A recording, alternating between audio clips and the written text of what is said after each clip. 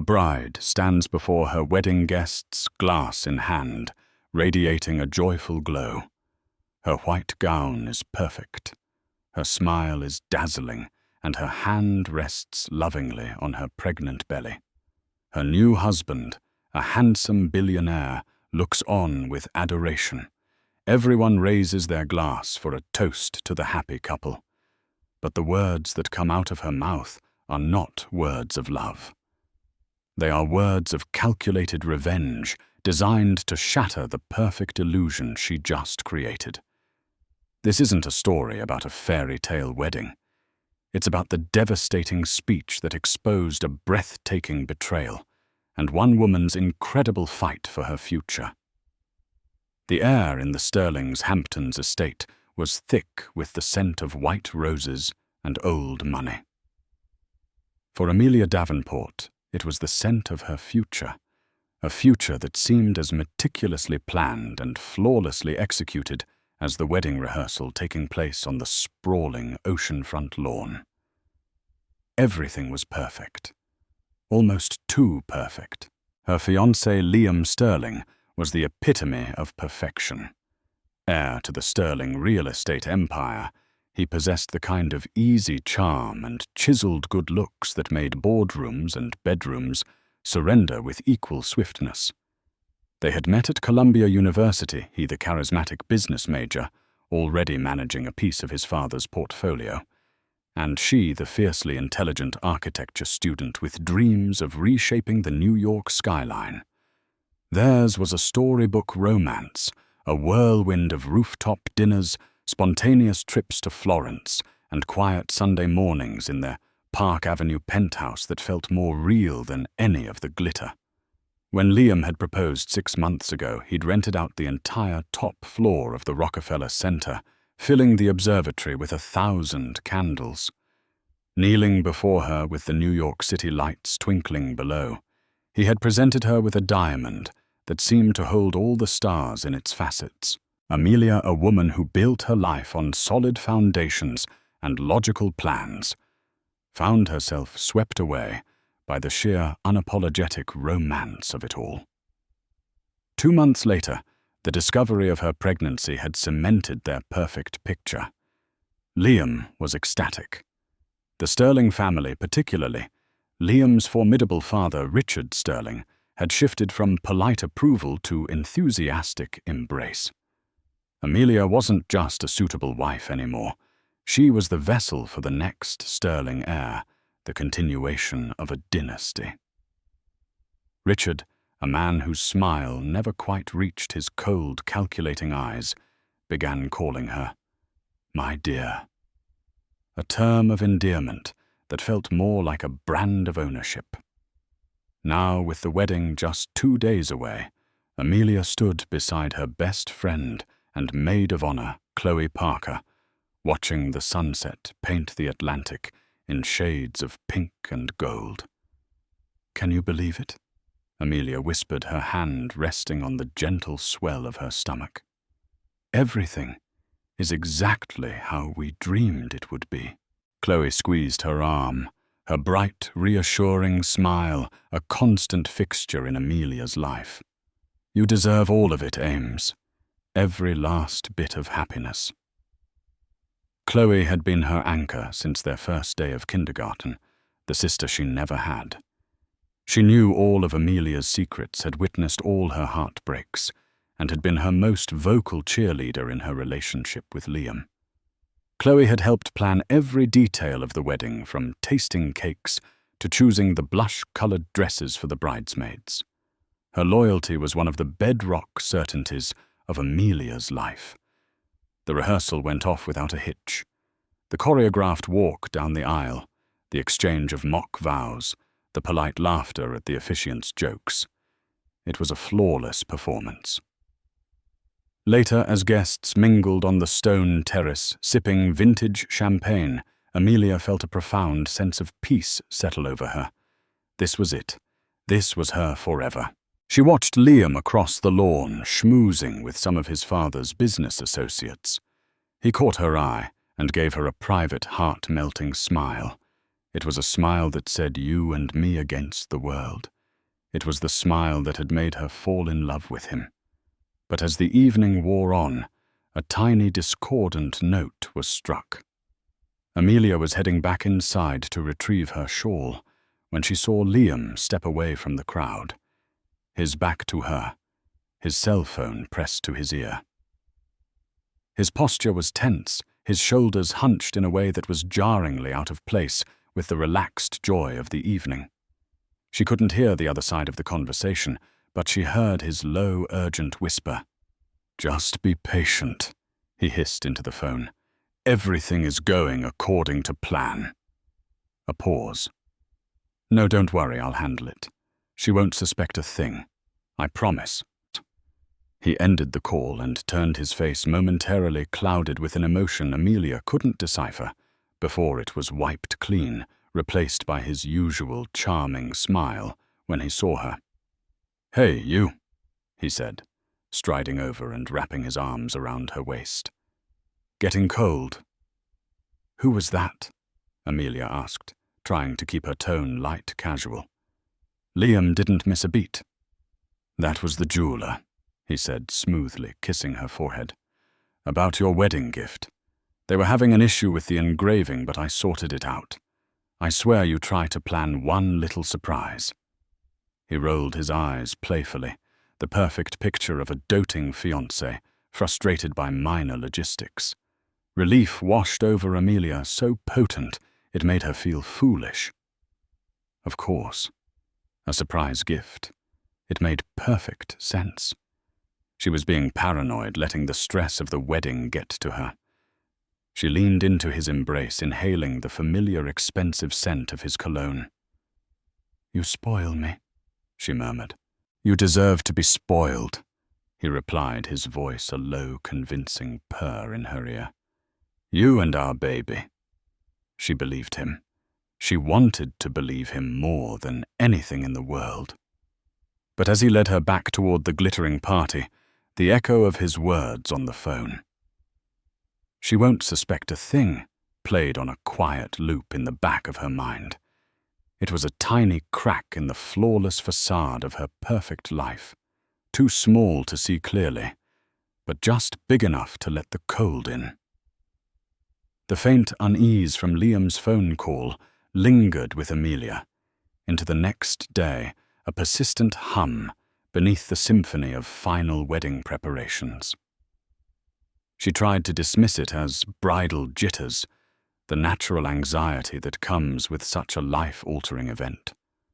But her mind, trained to see patterns and structural weaknesses, couldn't let go of the inconsistency. Liam was a masterful planner. The idea of a last-minute hiccup with a gift seemed uncharacteristically clumsy for him. That afternoon, she was in Liam's mahogany-paneled study at the estate, looking for a copy of their wedding insurance policy that her mother had insisted on seeing. As she sorted through a stack of files on his sprawling desk, a crisp envelope from their private bank caught her eye. It was their latest joint credit card statement. Normally, she wouldn't have given it a second thought. But a nagging curiosity fueled by that strange phone call prompted her to slide the papers out. She scanned the columns of figures charges for caterers, florists, deposits for their honeymoon in the Maldives. It was all familiar, all expected. Until her eyes landed on a charge from 2 weeks prior. A single transaction for $28,000 at a boutique she'd never heard of, Leclerc Fine Jewels, Madison Avenue. The item description was brief but specific. The Serafina pendant, custom. Amelia's brow furrowed. $28,000. It wasn't the engagement ring, and it wasn't their wedding bands which had come from Tiffany's. This was something else entirely. A stunningly expensive secret purchase. Could this be the surprise wedding gift he was talking about? It seemed plausible, but the sheer cost felt excessive even for Liam. And why hadn't he just said it was a necklace? Why the vague story about an engraving issue? She decided to test the waters. That evening, as they sat with Chloe on the veranda, finalizing the reception seating chart, Amelia brought it up, her voice a carefully crafted mix of casualness and affection. "Oh, darling, I was looking over our finances earlier." She began tracing a family name on the chart with her finger. "I saw the charge from that lovely little place, Leclerc. I hope you didn't get me another surprise. You've already spoiled me so much with this wedding." She watched his face for a reaction. For a split second, a flicker of panic crossed his eyes, before his smooth mask slid back into place. Chloe looked up from her list, her expression one of innocent curiosity. "Leclerc?" Liam chuckled, a sound that was a little too forced. He reached over and took Amelia's hand. "You weren't supposed to see that. It was a gift for my mother, actually. A thank you for all her help with everything. You know how particular she is about her jewelry. It had to be perfect." The lie was good. It was brilliant, in fact. His mother, Catherine Sterling, was notoriously difficult to please and had an insatiable appetite for expensive trinkets. It made perfect sense that Liam would buy her an extravagant piece to keep her happy in the run-up to the wedding. Amelia felt a hot flush of embarrassment. She was becoming the suspicious, paranoid fiancée she never wanted to be. "Oh," she said, her voice small. "Of course. That's so thoughtful of you, Liam." "Anything for the two most important women in my life," he said, squeezing her hand and winking at Chloe, who smiled back warmly. "Now where are we putting your crazy Uncle Robert?" The conversation moved on, the tension dissipating into the warm evening air. But the seed of doubt didn't just remain. It began to germinate in the dark, fertile soil of her intuition. Later that night, the lie began to unravel completely. Liam was taking a long shower, the sound of water drumming against the marble walls of their ensuite bathroom. His phone, which was usually glued to his hand, was charging on the nightstand beside their bed. Amelia was reading a book, or pretending to, when the screen lit up. It was a text message from an unknown number. The screen was locked, so she couldn't open it, but the preview banner lingered at the top for a few agonizing seconds, long enough for her to read the words that would detonate her world. Unknown number. Can't stop thinking about last night. The pendant looks divine on you. Amelia's blood ran cold. The book fell from her hands onto the plush carpet. Last night. Last night was the rehearsal dinner. They were surrounded by friends and family. There was no secret meeting, no moment he could have slipped away to give his mother a necklace. The pendant. The Serafina pendant. The one he supposedly bought for his mother. But the text wasn't from his mother. The heart emoji, the intimate tone, it was from a lover. Her mind reeled frantically, connecting the dots. The hushed phone call. She won't suspect a thing. The lie about the jeweler. The plausible but false story about his mother. And now this irrefutable, sickening proof. He wasn't just planning a surprise. He was living a double life. Liam was having an affair. She stared at the phone's dark, reflective screen, seeing her own wide, terrified eyes staring back. The hum of anxiety had become a roaring siren in her ears. The tiny crack in her perfect world had just fractured, spiderwebbing across the entire foundation of her life, and she knew with a dreadful certainty that nothing would ever be the same. The only question left was who was the woman wearing her husband's secrets around her neck. The hours that followed felt like a fever dream. Amelia lay beside Liam in their opulent four-poster bed, feigning sleep, her body rigid with a silent scream. Every time he shifted or sighed in his sleep, a fresh wave of revulsion washed over her. His calm, steady breathing was a grotesque counterpoint to the hurricane raging inside her chest. Who was she? Who was the woman who had received the necklace meant to symbolize love, while Amelia received only lies? Her mind raced through a gallery of faces: business associates, society, acquaintances, old college friends. The possibilities were endless and agonizing. She needed more than a text message. She needed a name. She needed to see the face of her betrayer. An idea desperate and risky began to form. Amelia remembered Liam mentioning months ago how his father had insisted on linking all their family devices to a central iCloud account for security and convenience. It was a typically controlling move from Richard Sterling. Most of the family ignored it, but Liam, ever the dutiful son, had complied. The family's shared iPad, a device mainly used by guests to browse the internet or check the weather, was kept in the estate's grand 2-story library. If Liam's photo stream was synced, it was a long shot. He was usually so careful, so meticulously private. But the text message had been a slip-up. Maybe there were others. Just after 2 a.m., when the house was draped in a profound silence, Amelia slipped out of bed. Barefoot and clad in a silk robe, she moved through the darkened corridors of the mansion like a ghost, her heart pounding a frantic rhythm against her ribs. The library was vast and imposing, the walls lined with thousands of books that seemed to watch her with ancient leather-bound eyes. The iPad was right where it was supposed to be, on a small table by the fireplace. Her fingers trembled as she swiped the screen to life. She navigated to the Photos app, her breath held tight in her chest. The main library was innocuous pictures from family vacations, charity galas, photos of the estate.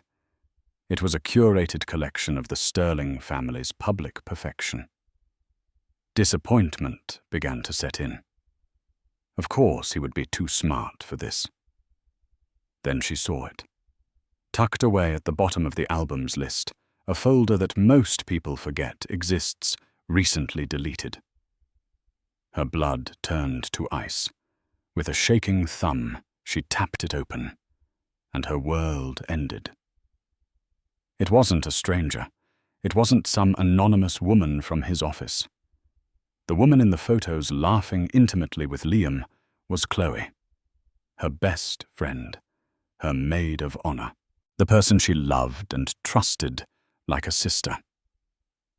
The first photo was a selfie taken in what looked like a Parisian hotel room.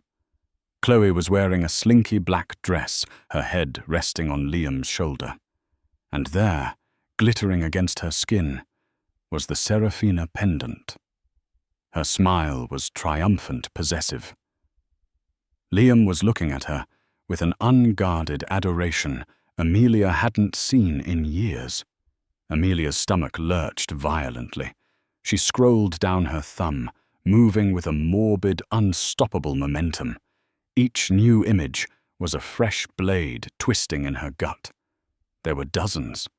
Pictures of them holding hands while strolling along the Seine, taken during a trip Chloe claimed was a solo eat, pray, love adventure. Photos of them kissing in a cozy cafe, a trip Liam had dismissed as a boring business conference in Brussels. The betrayal was so profound, so absolute, it was almost surreal. It wasn't a recent fling. The dates on the photos stretched back over a year. Their entire relationship. Their friendship had been a lie. As if the visual evidence wasn't enough, she found that his iMessages were synced as well. She opened the thread with the same unknown number from the text preview. It was Chloe, of course, saved under a code name. She scrolled up, reading their history, the words blurring through her tears. Chloe.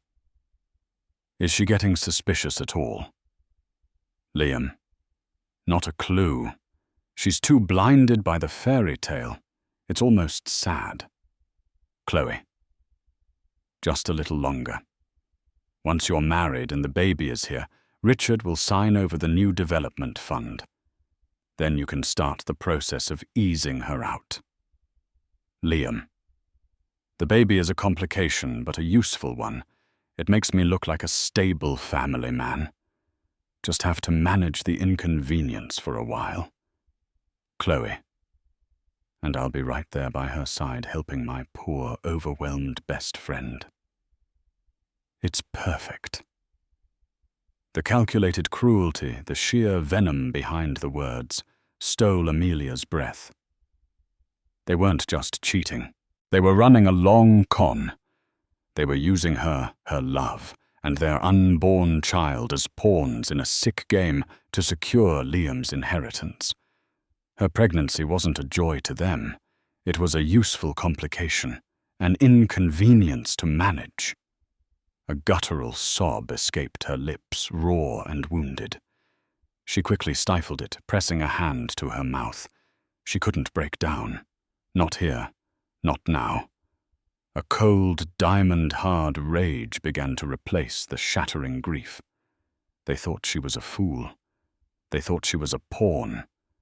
They had underestimated her. With a newfound, chilling clarity, Amelia began to work.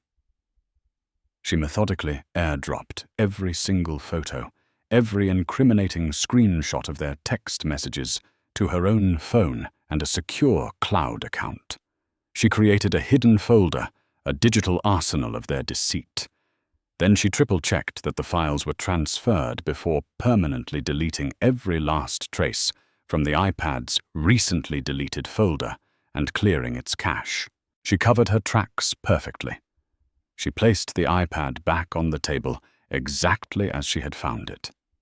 She stood in the center of the silent library, surrounded by the immense wealth and power of the Sterling family. A world she had almost become a part of a world built on a foundation of lies. The tears had stopped.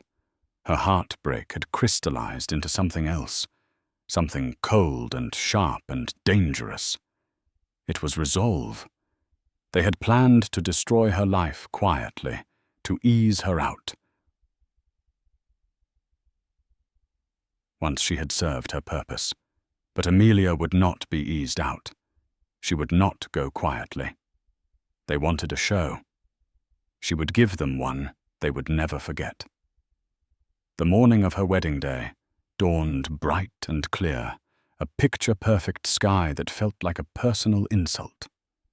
Amelia had not slept.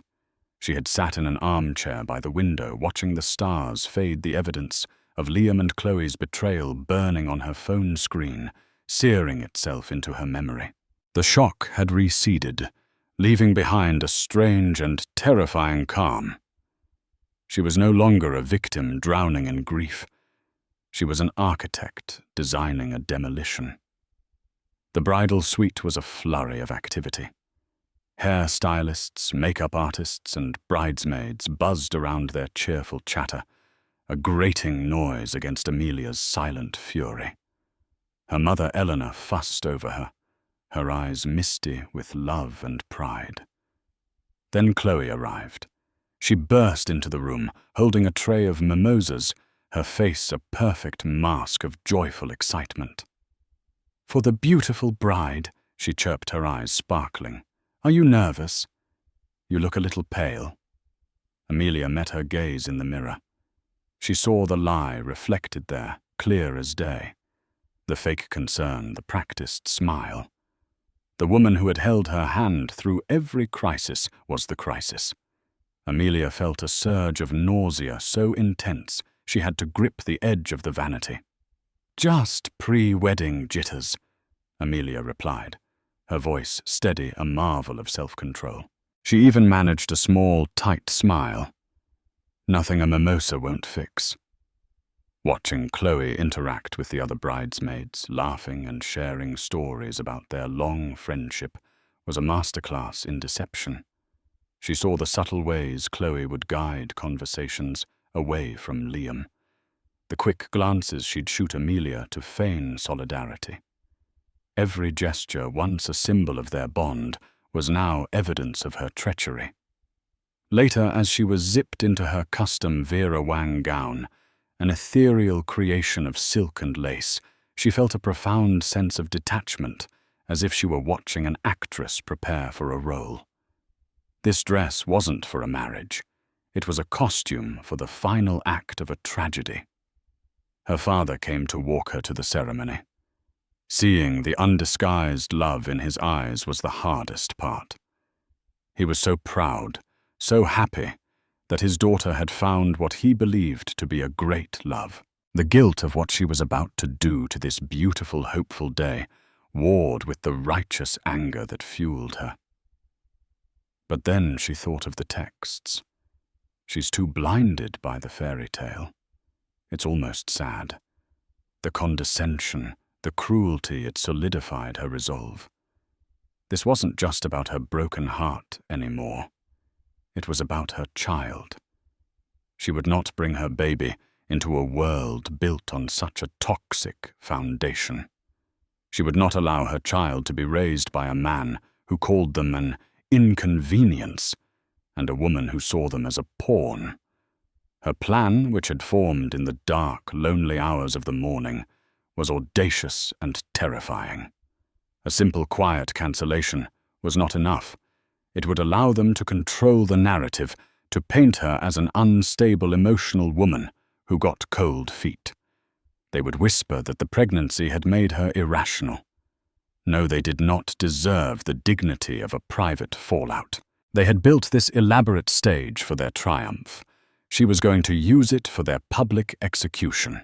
She would go through with it, all of it. She would walk down that aisle.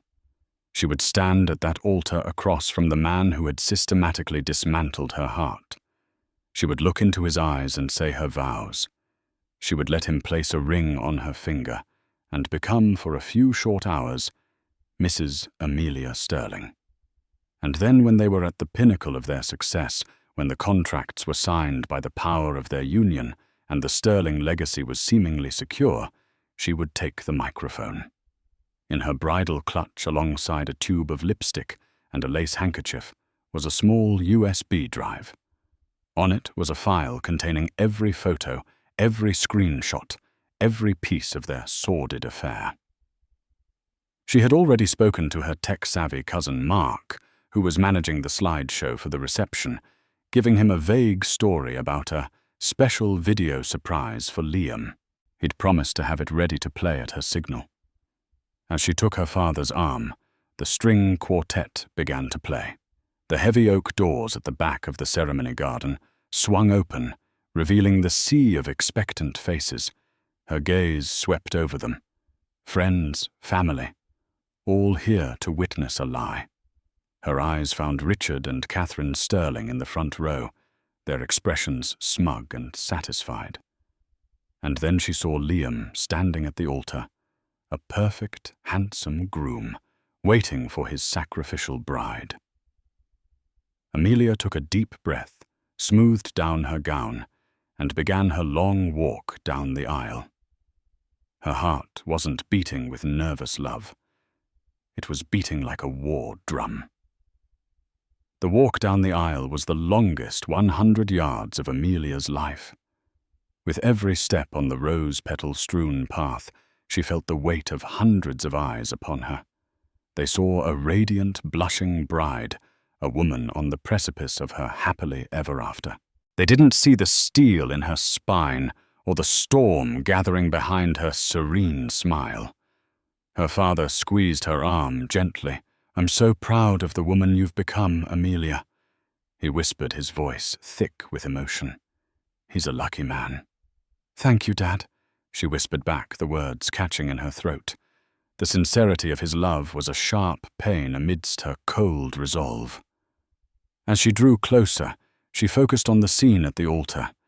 It was a tableau of her betrayal. There was Liam, looking impossibly handsome in his Tom Ford tuxedo. When their eyes met, he gave her a look of such breathtaking adoration that it would have once made her knees weak. Now it only fueled the fire in her veins. He was a phenomenal actor. She had to give him that. As she reached him, he even managed to produce a single perfect tear that trickled down his cheek. And beside him, as her maid of honor, stood Chloe. Dressed in a flowing blush gown, she looked ethereal, the picture of devoted friendship. She met Amelia's gaze and gave her a small, encouraging nod, a final secret twist of the knife. The sheer audacity was stunning. Her father placed her hand in Liam's. His touch was warm and firm, but to Amelia it felt like the cold clasp of a shackle. The officiant began to speak his words about love, honor, and eternal commitment washing over her, each one a bitter irony. She was hyper-aware of everything: the scent of salt from the nearby ocean, the rustle of the sea breeze through the floral arch, the way Liam's thumb stroked the back of her hand in a gesture that was meant to be comforting but felt reptilian. Then came the vows. Liam went first. He had written his own, and they were a masterpiece of poetic deception. "Amelia," he began, his voice ringing with practiced sincerity. "From the moment I first saw you in that crowded lecture hall, I knew my life was about to change.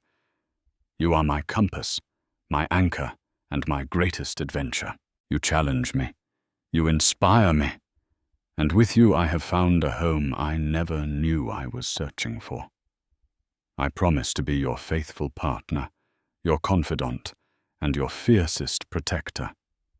I promise to love you and our child with every fiber of my being today, and for all of my days." A collective sigh swept through the guests. Her own mother was dabbing her eyes with a tissue. Amelia watched him, her expression unreadable. He delivered the lines flawlessly, never breaking eye contact. It was the performance of a lifetime. Then it was her turn. All eyes were on her. Liam's face was a mask of loving expectation. She took a breath, the words she'd rehearsed in her mind heady on her tongue. "Liam," she said, her voice clear and steady, surprising even herself. "I once thought that the strongest structures were built of steel and stone.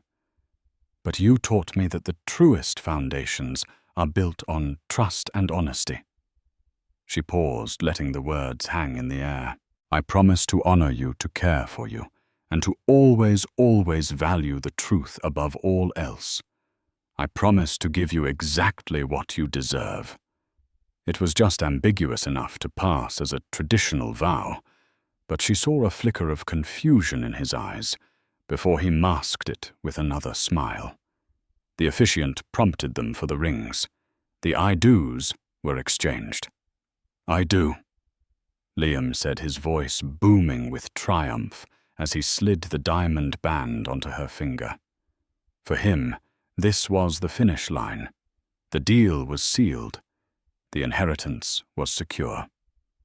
"I do," Amelia said, her voice chillingly calm. For her, this was the trigger being pulled. "Then by the power vested in me," the officiant declared, "I now pronounce you husband and wife. You may kiss your bride." The crowd burst into applause. Liam leaned in his handsome face, beaming, and pressed his lips to hers. The kiss was passionless, a mere formality. It tasted of ashes and lies. As he pulled away, he whispered for her ears only, "We did it, Mrs. Sterling." A cold smile touched Amelia's lips.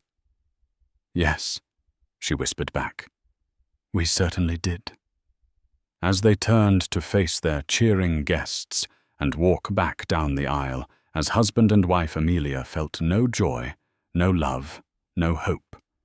She felt only the electrifying, terrifying thrill of imminent detonation. The trap was set. Now all she had to do was wait for the perfect moment to spring it.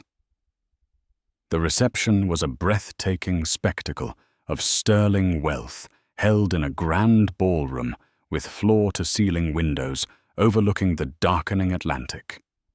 A jazz band played softly, crystal glasses clinked, and the air hummed with the cheerful din of celebration. To the 500 esteemed guests, it was the social event of the year. To Amelia, it was a courtroom, and she was about to present her closing argument. She sat at the head table, a vision of bridal perfection, nodding and smiling as people came to offer their congratulations. She played the part of the happy newlywed, flawlessly, even as she watched Liam and Chloe from the corner of her eye. They were careful, but she could see it now, the shared, fleeting glances of victory, the subtle brush of his hand against her back, as Chloe leaned in to congratulate him. They were drunk on their success, utterly convinced of their own brilliance. The clinking of a knife against a champagne flute signaled the start of the speeches. Liam's best man, Ethan, a genuinely good person who Amelia knew was completely oblivious, gave a warm, funny speech about their college antics. Then it was Chloe's turn. She stood, looking angelic and demure, and delivered a speech that was a sickening masterpiece of fabricated sentimentality. She spoke of their unbreakable bond, of friendship, of watching Amelia blossom with Liam. To see two of my favorite people in the world find this kind of perfect love. Chloe concluded, her voice thick with fake tears. Is the greatest gift I could ever ask for. I love you both. Amelia wanted to vomit. She applauded along with everyone else, her nails digging into her palms. Liam's speech was next, full of thanks for their guests and effusive praise for his stunning, brilliant wife. He was at the height of his power, brimming with confidence, the beloved heir who had finally done right by the family name. And then it was her turn. The MC announced her name, and a hush fell over the room. Amelia stood gracefully picking up her champagne flute, filled with sparkling water. She commanded the room's attention, her smile serene, her posture radiating a calm that felt almost predatory. Liam looked at her with a proud, possessive gaze. I want to thank you all so much for coming today to share in this incredibly momentous occasion. She began, her voice smooth as silk. Looking out at all of your faces, seeing so much love in one room, I am simply overwhelmed with emotion. She thanked her parents for their endless love and support. She turned to Richard and Catherine Sterling. And to my new parents, Richard and Catherine, thank you for welcoming me so warmly into your esteemed family. I promise to uphold the Sterling name with the honor and integrity it deserves. Richard nodded, a rare, genuine smile of approval on his face. And finally, she said, turning her body to face her new husband, I want to thank my husband, Liam. She paused, letting his name hang in the air for a beat too long. He has taught me so much. He taught me that love can be found in the most unexpected places. And he also taught me that the truth, no matter how deeply it's buried, always finds its way to the surface. The atmosphere in the room shifted subtly. A few confused frowns appeared. Liam's smile tightened at the edges. Most brides receive a special gift from their groom on their wedding day. Amelia continued, her voice losing its sweetness, replaced by a sharp, clear edge. And in a way I did too. You see, I recently discovered a gift Liam bought a couple of weeks ago. A stunningly beautiful necklace from Leclerc Fine Jewels. It's called the Serafina Pendant. She let that sink in. But he didn't give it to me. Her eyes locked onto Chloe, whose face had begun to drain of all color. He gave it to my maid of honor. A collective gasp swept through the ballroom. Whispers erupted like wildfire. Liam shot to his feet. Amelia, what are you doing? Sit down. You're emotional. You're not well.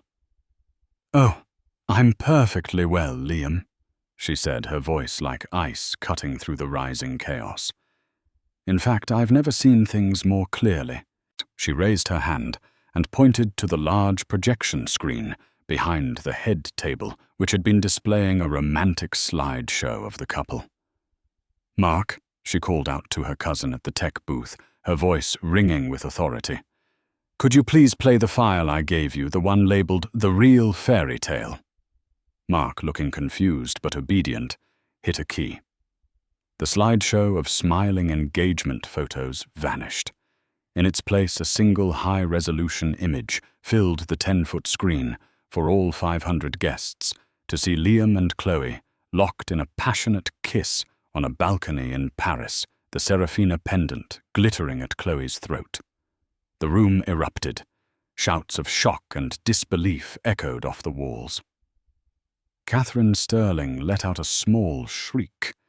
Chloe looked as if she'd been turned to stone, her face a mask of pure horror. Liam lunged for the microphone. "Turn it off. Turn that off now." But the images kept coming. A new photo flashed on the screen, a screenshot of a text message blown up to an undeniable size. Liam. "The baby is a complication, but a useful one. Just have to manage the inconvenience for a while." The next slide. Chloe. "And I'll be right there by her side, helping my poor, overwhelmed best friend. It's perfect." Picture after picture, text after text, the sordid, calculated truth of their affair was laid bare for the entire New York high society to witness. Amelia's voice, amplified by the microphone, sliced through the pandemonium. "I believe the vows included the phrase, 'to be faithful.' It seems my husband and my maid of honor had a slightly different interpretation of the word." She raised her glass of water high. "So I'd like to propose one final toast tonight." She looked from Liam's apoplectic face to Chloe's crumbling facade. "To Liam and Chloe. May they have the life they've been so carefully planning behind my back." Then she turned her gaze directly to a stunned and hen-faced Richard Sterling. "And Richard, a special piece of good news for you. When your lawyers drafted up my prenuptial agreement, you included a very, very strict infidelity clause. I insisted on a few tweaks, if you recall. By marrying your son today, I've ensured that clause is legally binding and effective immediately.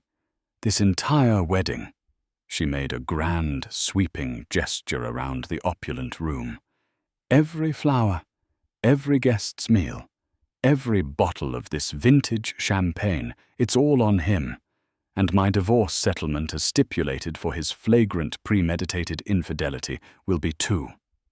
She placed the microphone carefully back on the stand, the feedback screeching for a moment. "Congratulations to the happy couple," she said, her voice dripping with scorn. "You're free to have each other, and the bill." Without a single glance back, Amelia Davenport. Sterling turned her head held high and walked out of the ballroom, leaving the smoking crater of her old life and the architects of her betrayal to be consumed by the flames. Amelia didn't run. She walked each step deliberate and firm through the chaos she had unleashed. The sound of shouting of a glass, shattering of Catherine Sterling, wailing it was all just noise behind her. As she reached the grand lobby, her parents and a shell-shocked Ethan Liam's best man rushed to her side. Her mother wrapped her in a fierce hug, while her father stood guard, his face a thunderous mask of protective rage. "My car is right out front," Ethan said, his voice shaking with anger on her behalf. "Let's get you out of here." The fallout was as immediate and spectacular as the speech itself. The Sterling Davenport wedding didn't just become gossip.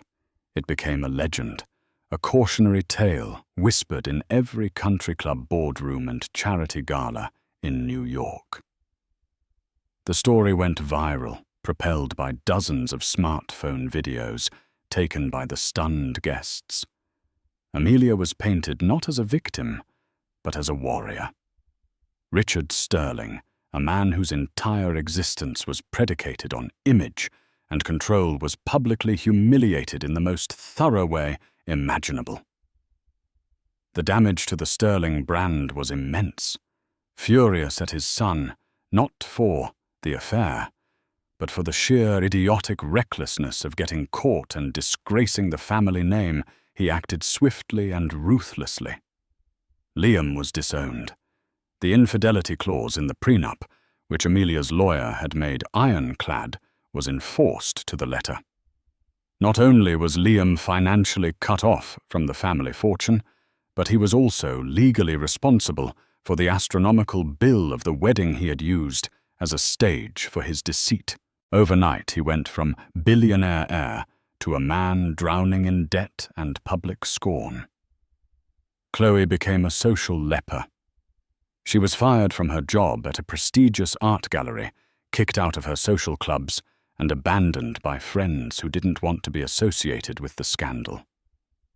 She and Liam clung to each other for a short time, their relationship built on the thrill of deception, quickly crumbling under the harsh realities of public disgrace and financial ruin. Their bond, forged in lies, could not survive the light. Amelia, meanwhile, insulated herself from the storm. She retreated to her parents' quiet home in Connecticut, surrounding herself with a small circle of true friends and family. Her first call was to her lawyer. On the grounds of fraud, the marriage was annulled so quickly, it was as if it had never happened. The following months were a quiet battle. There were days of overwhelming grief for the life she thought she had, and for the friend she had truly loved. She went to therapy to unpack the complex trauma of the betrayal. But with each passing week, she felt a layer of the old, naive Amelia slough away, revealing someone stronger and more resilient underneath. She channeled her energy into her two great passions, her baby and her career. She moved out of the Park Avenue penthouse she had once shared with Liam and found a beautiful light-filled loft in Soho. It was a blank canvas, and she poured her heart into designing it, creating a warm, safe, and beautiful home for herself and her child. She also opened her own boutique architecture firm, Davenport Designs, specializing in sustainable, family-focused urban living spaces. Her story, which had made her infamous, also made her an icon of strength, and clients flocked to her. 6 months after the wedding that wasn't Amelia gave birth to a healthy, beautiful baby girl. She named her Hope. Holding her daughter for the first time, looking into her innocent, trusting eyes, Amelia felt a profound sense of peace. The life she had lost, the life of a sterling wife, was never really hers to begin with. It was an illusion, a gilded cage. The life she was building now on her own terms was real. A year later, Amelia stood on the rooftop of her firm's latest project, a revolutionary new community center in Brooklyn. Her phone buzzed. It was a message from her lawyer with the final confirmation the last of the settlement funds from Liam had been transferred. It was a significant sum, but its true value was not in the dollars.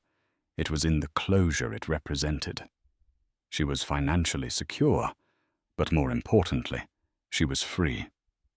She looked out over the skyline she had once dreamed of conquering, alongside a man who never loved her. Now she was reshaping it on her own. She pulled out her phone and looked at the lock screen, a picture of a smiling, giggling Hope. The fire that was meant to destroy her had only forged her. She hadn't just survived the wreckage. She had built a new, more beautiful world from the ashes. And it was all hers. 2 years had passed since the infamous Sterling Davenport wedding. 2 years since Amelia had walked out of that ballroom and into a new unwritten chapter of her life. The scandal had long since faded from the headlines, replaced by new society dramas, but its impact had forged a permanent new reality for everyone involved.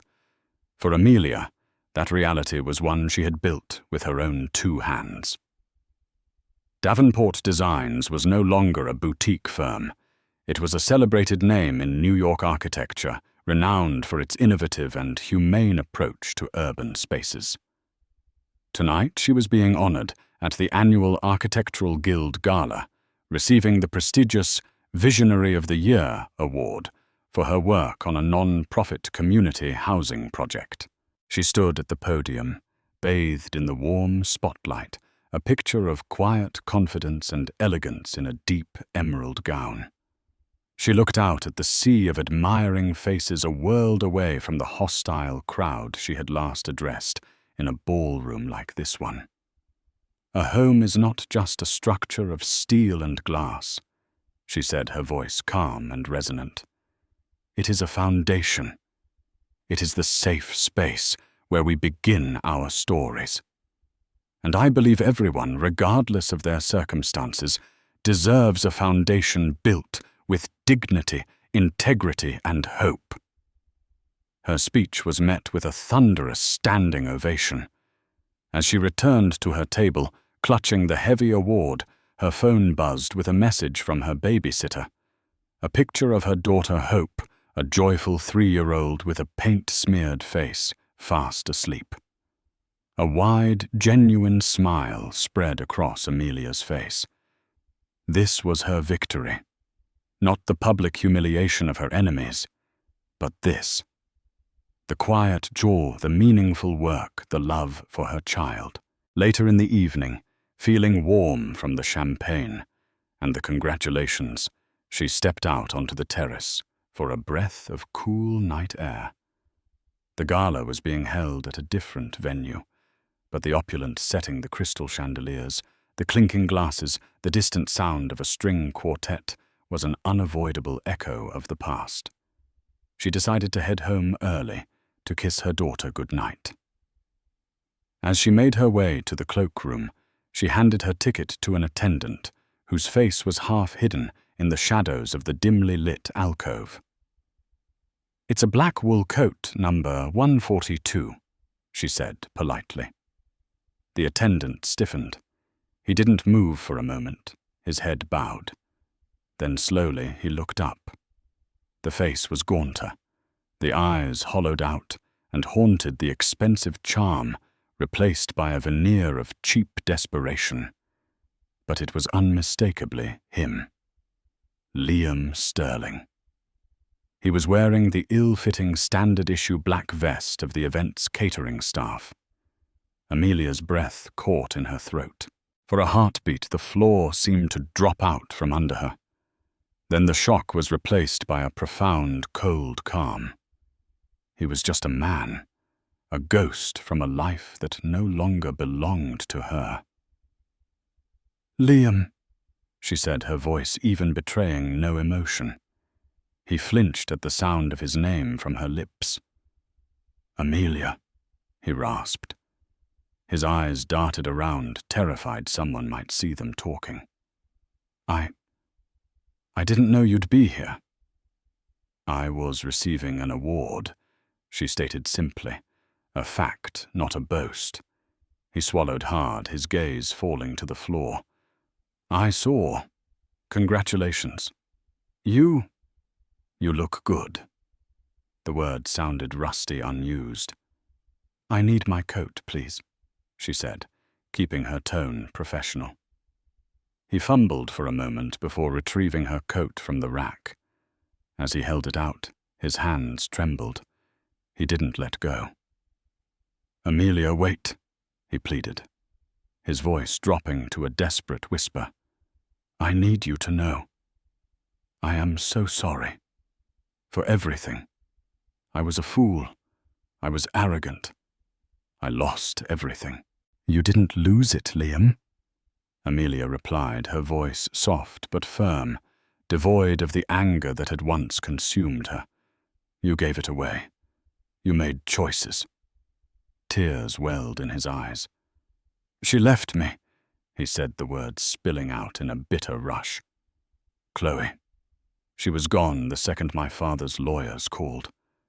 Cleaned out our joint account and ran off to Miami with some ancient real estate mogul. She never loved me.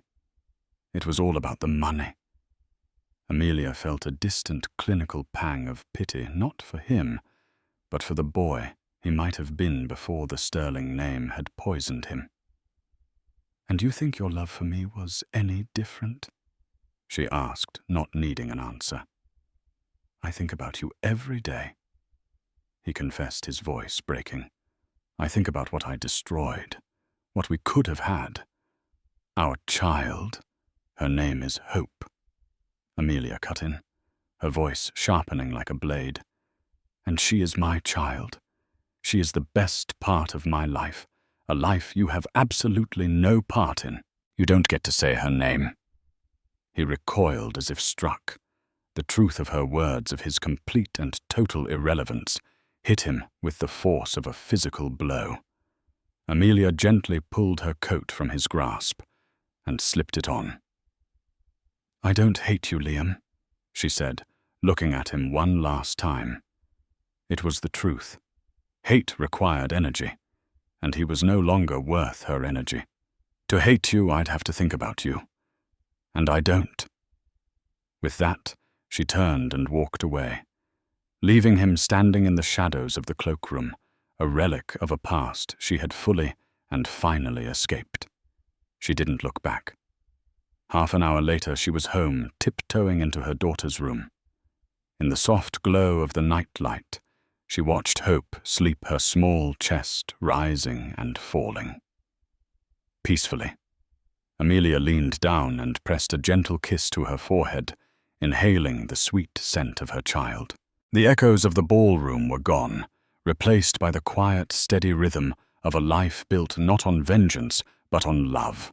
A life built on a foundation of hope. Amelia's story is a powerful reminder that sometimes the most devastating betrayals can lead to our greatest liberation. She turned her deepest pain into her most defining moment of strength, proving that a woman's worth is never determined by a man's loyalty. Her speech wasn't just an act of revenge. It was an act of reclamation of her life, her dignity and her future for herself and her child. What did you think of her incredible moment of triumph? If this story of resilience and empowerment moved you, please hit that like button. Share it with someone who needs to hear it. And don't forget to subscribe for more unforgettable stories. Let us know in the comments below, what would you have done in Amelia's shoes?